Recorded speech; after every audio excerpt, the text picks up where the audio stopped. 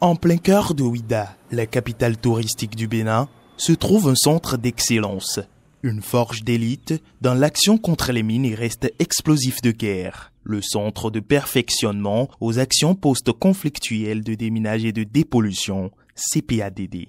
Le CPADD fait partie d'un réseau de 17 écoles nationales à vocation régionale, ENVR, créées par plusieurs pays africains en partenariat avec la France. Ces écoles sont toutes accompagnées par le ministère français des Affaires étrangères dans leur fonctionnement par des financements d'infrastructures de stage à travers la mise en place de coopérants militaires permanents et de formateurs ainsi que par la recherche d'appuis bilatéraux ou multilatéraux. Le centre de perfectionnement aux actions post-conflictuelles de déminage et de dépollution, c'est une école nationale à vocation régionale qui a été créée suite à la décision du Bénin, appuyée par la République française, de créer le centre en 2001, donc lors de la conférence de Bamako.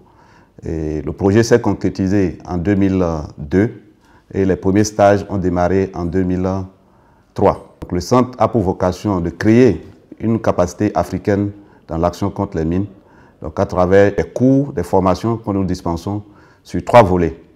Et premièrement, le déminage humanitaire. Deuxièmement, la gestion des stocks de munitions, donc gestion de la sécurité physique des stocks de munitions. Et le troisième pilier, c'est la gestion de la prolifération des armes légères et de petit calibre. Et c'est l'un des meilleurs centres aujourd'hui reconnus dans le monde comme capable de former des gens dans les 3 domaines que j'ai cités. Les dégâts engendrés par les mines et restes explosifs de guerre à l'issue d'un conflit sont d'une ampleur désastreuse. Et dans ces engins explosifs, nous retrouvons plusieurs catégories. Nous avons des mines terrestres, donc qui sont en fait des engins qui sont posés, et qui attendent que la victime les déclenche. Nous avons les munitions. Toutes ces munitions n'explosent pas lorsqu'elles sont tirées. Donc ces restes explosifs de guerre polluent le terrain et toute personne qui se hasarde dans ce secteur peut être victime et subir soit des amputations traumatiques, donc des gens qui perdent leur vie, des gens qui perdent des membres. Et donc ça englobe en fait un problème beaucoup plus large parce que ça pousse les gens à abandonner leurs terres, à chercher d'autres zones. Donc ça crée des migrations, donc l'exode que nous voyons dans les zones de conflit ou carrément des réfugiés parce qu'ils ne peuvent plus exploiter leurs terres. Et c'est le centre en fait qui forme des gens sur la manière dont il faut intervenir pour neutraliser ces engins-là afin de préserver la vie et faciliter la reprise des activités socio-économiques et surtout réinvestir les terres et réinstaller les populations qui en temps se sont déplacées. Ainsi, le CPADD joue un rôle sécuritaire d'une très haute portée dans le maintien de la paix dans les pays touchés par ces fléaux. Depuis sa création, le centre a formé à ce jour environ 3800 stagiaires venant d'une quarantaine de pays, donc précisément 48 pays, aussi bien d'Afrique, d'Europe et d'autres continents. Parmi nos stagiaires, il y a différentes nationalités. Actuellement, il y a des stagiaires de la Côte d'Ivoire, du Bénin naturellement, du Madagascar, Burkina Faso, Sénégal. Donc nous accueillons diverses nationalités. Ceci, non seulement grâce au partenariat avec plusieurs structures et organisations, mais également grâce aux fruits de la coopération entre la République du Bénin et plusieurs États. Nous avons la Belgique qui nous apporte un soutien avec l'envoi de formateurs, donc en appui aux instructeurs locaux. L'appui de la Belgique date depuis une dizaine d'années. On envoie régulièrement donc, des formateurs au CPADD. On organise 4 sessions de formation par an. En général, les formations durent entre 6 et 8 semaines, avec à chaque fois 1 ou 2 instructeurs belges par session de formation. Et cet appui, en fait, répond à une demande du Bénin vis-à-vis de la Belgique et cadre avec notre accord de coopération avec les forces armées béninoises. Nous avons l'Union européenne qui a financé pendant 5 ans des mises en stage ici au CPADD. Effectivement, en plus des instructeurs, il y a régulièrement des stagiaires ou des apprenants belges, notamment du monde des ONG qui travaillent dans le domaine de la lutte contre les mines. Et nous avons l'un des partenaires essentiels du centre, qui est aujourd'hui le Japon, donc qui nous finance à travers le PNUD. Depuis la conférence sommet Japon-Afrique, qui s'appelle TICAD, en sa 4e version qui s'est tenue en 2008, Le gouvernement japonais a commencé à apporter son soutien aux écoles, établissements, aux centres de maintien de la paix en Afrique. Initialement, à la création du centre, nous étions à 24 places. Donc c'est grâce au appui du Japon que nous avons pu tripler la capacité d'accueil du centre. Le Japon a commencé à apporter son soutien au centre de perfectionnement aux actions post-conflictuelles de déminage et de dépollution, CPADD, depuis 2009, à travers le financement de 4 projets en partenariat avec le PNUD.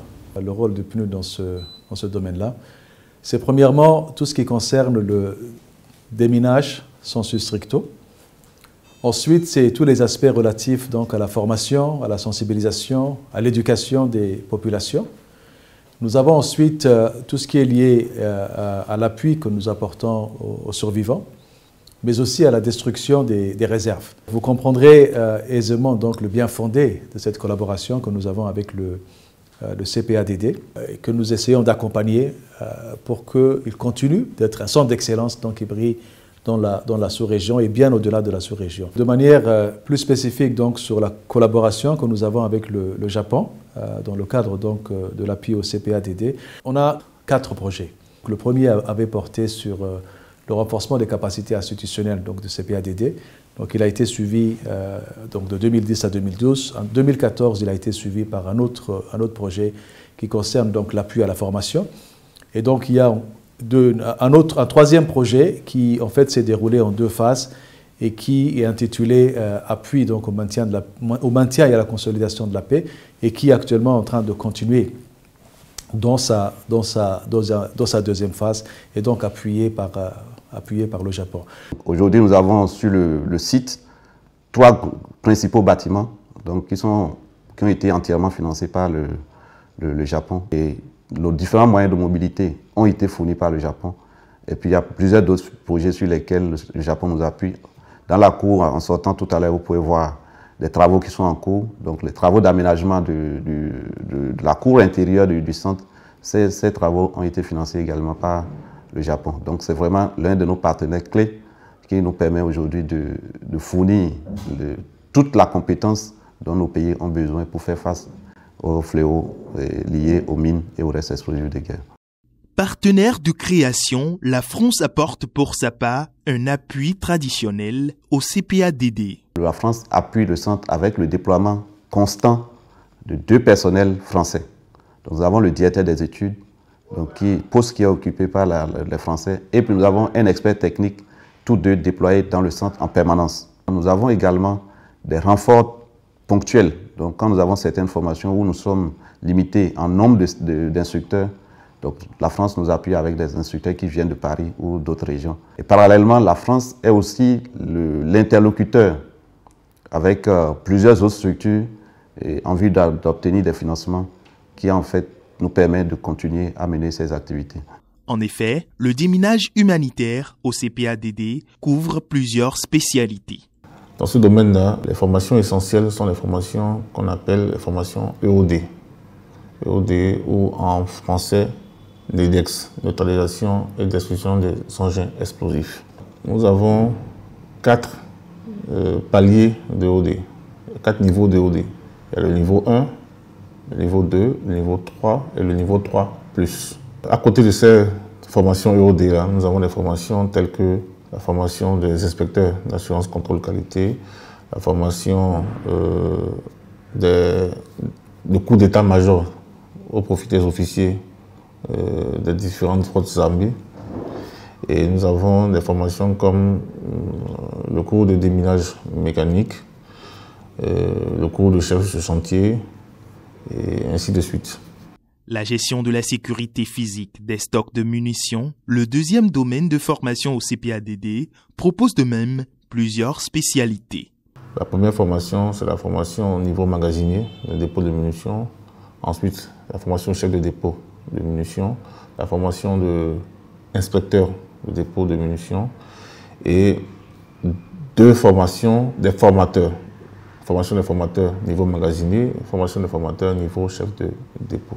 Quant à la gestion de la prolifération des armes légères et de petit calibre, nous avons la formation au marquage des armes légères et de petit calibre. Nous avons la formation au découpage des armes légères de petit calibre et enfin la formation d'armurerie de magasins d'armes, donc un gestionnaire de magasins d'armes. Avec des équipements adaptés aux séances pratiques de grande exigence, organisées durant les stages conduits par une vingtaine d'instructeurs permanents, chaque fin de formation est consacrée par une remise de parchemin. C'est le cas de cette cérémonie qui consacre 6 inspecteurs en assurance et contrôle de qualité. C'est un stage très rude, en ce sens qu'il contient beaucoup de séances pratiques. Donc la théorie est pour peu et la pratique sur le terrain elle est vraiment éprouvante. Vous ne pourrez pas imaginer ce qu'on a pu endurer durant ces 6 semaines, je vous assure. Mais aujourd'hui, nous sommes tous contents d'avoir obtenu le parchemin parce que ça nous a permis quand même d'avoir tout ce qu'il faut pour être utilisé sur le terrain en cas de besoin. En tant qu'inspecteur assurance et contrôle qualité, je peux vous garantir que c'est vraiment une formation de qualité. À l'occasion d'une visite du centre, sous l'initiative du PNUD, le ministre des Affaires étrangères et de la coopération béninoise se réjouit de la plus-value du fruit de ce multipartenariat aux résultats encourageants. Lorsque le représentant régional du PNUD m'a suggéré que nous puissions, avec quelques ambassadeurs bilatéraux, donc l'ambassadeur de France, l'ambassadeur du Japon et l'ambassadeur d'Afrique du Sud, que nous puissions aller voir un certain nombre de projets ou de programmes, j'ai trouvé que cela était en parfaite consonance avec le plan de travail annuel de mon ministère. Ne pas seulement se contenter de la gestion théorique de la coopération. Donc c'est pour voir la coopération en action, la coopération pratique. C'est pour cela que nous avons été aujourd'hui au centre de perfectionnement CPADD. Nous sommes allés voir comment ça fonctionne et voir comment on peut optimiser leurs capacités pour aider notre pays. Par ailleurs, des défis restent à relever pour le rayonnement du CPADD. Nous formons en moyenne 300 personnes, 300 à 350 personnes par an. Et quand on se réfère à la demande qui nous parvient, la demande est au-delà de 1000 personnes à former par an. Donc le principal défi que nous avons à relever, c'est vraiment d'augmenter encore la capacité d'accueil du centre pour pouvoir offrir plus de places aux pays qui de plus en plus sont confrontés à la problématique. Et il faudra être capable de donner une réponse positive à l'ensemble de ces pays, sans oublier que le Bénin lui-même a besoin aujourd'hui de former encore plus que par le passé des spécialistes dans les différents domaines d'intervention. Le Japon pourra toujours examiner avec bienveillance d'autres projets du CPADD en coopération avec le gouvernement béninois et le PNUD et d'autres partenaires, pays partenaires comme la France, si le besoin existe et le besoin est exprimé.